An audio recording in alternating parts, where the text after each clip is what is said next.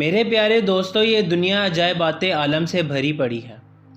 ہم اس دنیا میں جہاں کہیں بھی دیکھ لیں ہمیں کچھ نہ کچھ عجب دکھائی دے گا۔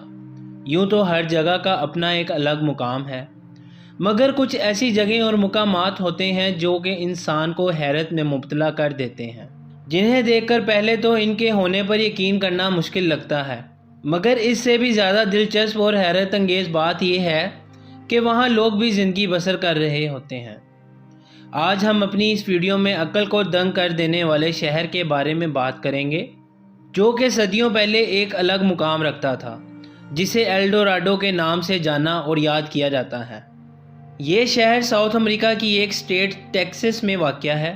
ایک تحقیق کے مطابق جب یہ شہر آباد تھا تو اسے سونے کا شہر بھی کہا جاتا تھا، لیکن سوال یہ پیدا ہوتا ہے کہ اس شہر کے ساتھ آخر ایسا کیا ہوا جو کہ یہ اپنی لاجواب اہمیت کھو بیٹھا۔ دوستو، آج سے 2000 سال قبل یہ نایاب شہر آباد تھا، تو اس شہر کے کچھ عجیب و غریب اصول تھے۔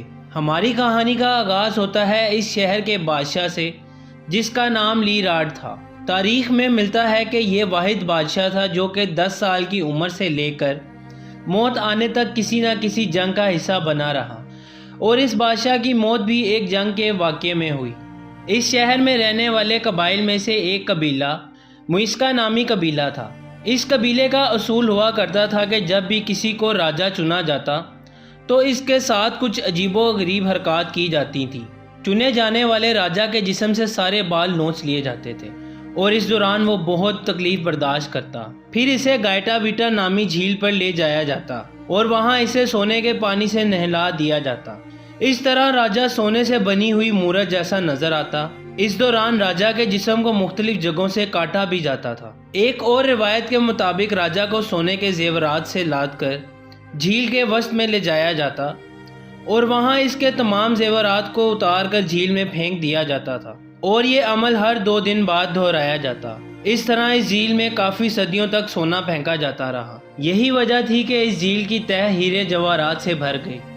جھیل میں سونے کی مقدار اس قدر بڑھ گئی کہ اس شہر کو سونے کے زیورات کے طور پر منسوخ کر دیا گیا۔ راجہ کے آس پاس کے علاقوں کو عالی شان محل کے طرز پر سجایا گیا۔ کہا جاتا ہے کہ شہزادے کے پاس سونے کے پہاڑ ہوا کرتے تھے، جس کو اس شہزادے نے شہر کے مختلف جگہوں پر چھپا رکھا تھا۔ اس کے وزیروں اور مشیروں کو بھی ان پہاڑوں کا علم نہ تھا۔ دوستو، ابھی اسے بادشاہ بنے کچھ ہی سال گزرے تھے کہ دوسرے جزیرے کے قبضے کے دوران یہ شہزادہ اپنی جان سے ہاتھ دھو بیٹھا۔ اس کے ساتھ ہی اس شہر کو ایک خطرناک بیماری نے گھیر لیا، جس نے دیکھتے ہی دیکھتے ہزاروں زندگیاں نگل لیں، اور جلد ہی یہ شہر ویران ہو گیا، اور پھر اس نامور شہر کو جنگلات نے گھیر لیا۔ دوستو، یہ بات راز ہی رہتی اگر اسپین اور دیگر ممالک سے تعلق رکھنے والے کچھ جنرل اس علاقے کا دورہ نہ کرتے، جنہیں اپنے کچھ ذرائع سے خبر ملی کہ یہاں خزانے دفن ہیں۔